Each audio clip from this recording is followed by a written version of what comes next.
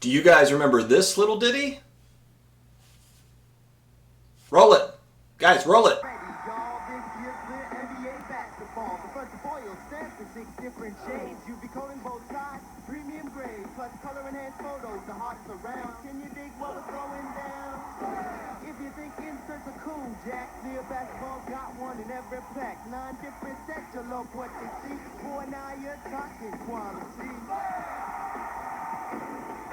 Look up my hot packs with nothing but insert cards, homes. But before we can get to the 90s Fleer basketball sets, we had to start somewhere, right? And it's with the 1986 Fleer basketball card set. Stay with us.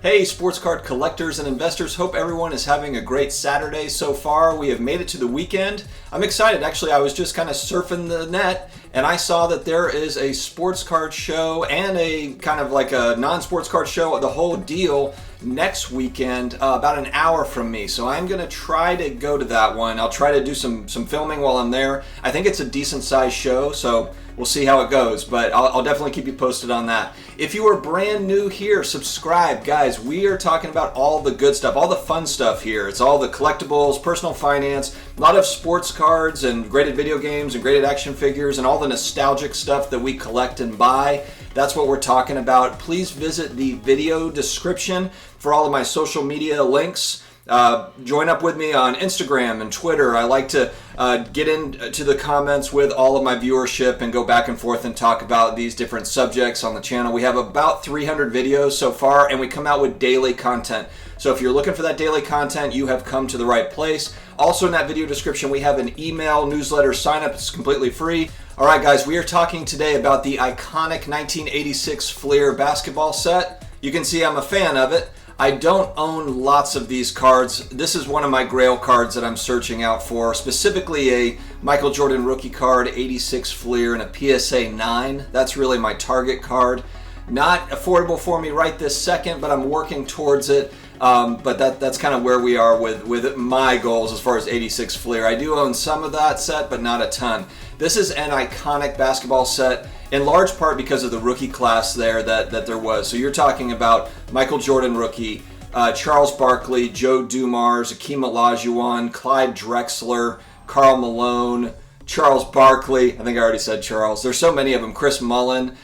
There's a boatload of Hall of Fame rookies in this set, and it's accentuated by the fact that you did not have basketball cards between 1983 and 1986, at least not licensed ones anyway. There were star sets that people do collect. There are people that swear by those rookies as being the true rookies of certain players, and I respect it. I like the look of the star cards. They just don't get the same sort of hobby love as the Topps and the Fleer and the big names. The fact that 81-82 Topps was the last basketball set, then you really had a drought, nothing really going on, and then you had just kind of this pent up, I think, kind of demand for basketball cards that came back with 86 Fleer. And the 86 Fleer set has 132 base cards, 132 cards. I say base cards, but that's all it is. There's not parallels. When we look at basketball sets today, basketball card sets today, you've got the full rainbow of colors. You have all these different variations and inserts and so forth.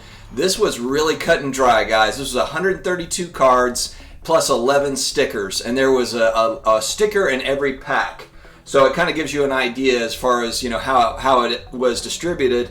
But yeah, and that's what makes this so classic, is this is kind of back before you had all the colors and all the shine and everything else. They're very condition sensitive because they're cardboard. And just so to find these in good grades that are well taken care of, it's not easy to find, just because over time, these are 35-year-old cards. It's just difficult to find high grade, just very nice copies of these cards. They're certainly out there, but you'll see if you check the population reports, whether it be with PSA or BGS, SGC, these large grading companies, it's just not easy to find them in mint condition. Or gem mint condition for that matter. When this set first came out, I like reading articles and listening to kind of different videos about card shop owners back then, or card collectors back then, basically saying that 86 Fleer basketball originally was selling for about $100 a case. $100 a case. That's what the retail cost was back then, and they were struggling to sell it at first. This was kind of the boom of sports cards that really kind of happened in 87, 88, 89 into the 90s. So 86 Fleer, when it came out, they struggled to sell it. It was 23 cents a pack if you break it down. 23 cents a pack. When people tell me that sports cards are not an investment and they argue with me about it, all I have to do is go back to 86 Fleer and we can look at how that has done over time. Now granted, 86 Fleer is not a typical sports card set or basketball card set, but you could also argue that certain properties in real estate and certain stocks in the stock market, there's many that fail before there's a Microsoft or an Amazon or whatever, a Tesla. So, I think that, take that all with a grain of salt. It has a very classic red, white, and blue border design. You just know it the second you see those cards. You know it. It's really the currency of the basketball card market. You could say that now we've got kind of ultra modern sets that are also very popular. If you go, look at what Prism's done from 2012 to now in basketball cards. It's, we're starting to get to where you do have other currency in basketball cards, but previous to the last few years, 86 Fleer was the most highly transacted card set, and I believe that it still is now. If you look at the different, if you look at PSA population, they've got 250,000 cards more than that have been graded out of this set, and then that's not even including BGS and SGC, all the other grading companies. You're probably looking at 500,000 cards that have been graded out of this set. It's a tremendous amount of cards. So like I was saying, it was $100 for a case of these back in 86. Now to give you some context, a case of these cards was unearthed recently in 2020 and auctioned off at $1.8 million. $1.8 million. There's estimated to be 39 Michael Jordan rookie cards in that set. This particular, the one that looks like this. There's also the stickers, all the different players for the stickers. So now I did read that the buyer that bought it is not looking to open it, but I can imagine, when you talk about like who is the big influencer that opened up the Pokemon box and got like a zillion views on his YouTube channel, if somebody opened that 86 Fleer case, unopened case, I think it would probably break the internet, seriously.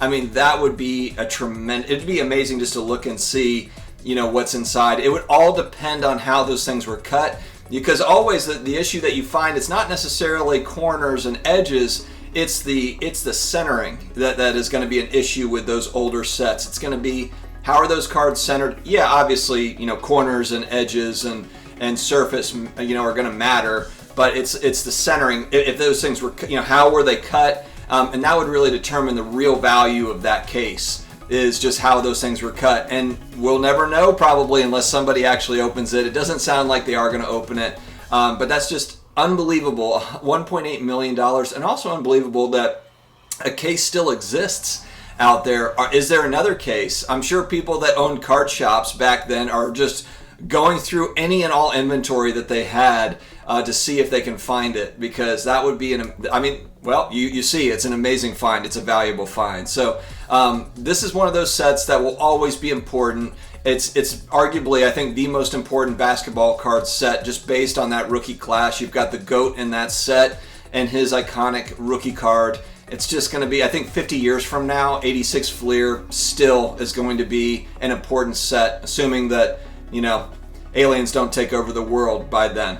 You never know, folks. So hey, thank you very much for joining me today to talk about it. Let me know your thoughts on 86 Fleer. Do you own this set? Do you own these cards? Are you buying them? Or what is kind of your thoughts on it? And do you think that there are newer sets that can rival this 86 Fleer set as we look 20, 30 years down the road? Let me know in the comments. Please don't forget to hit that like button and subscribe, guys. We will see you again tomorrow. Take care.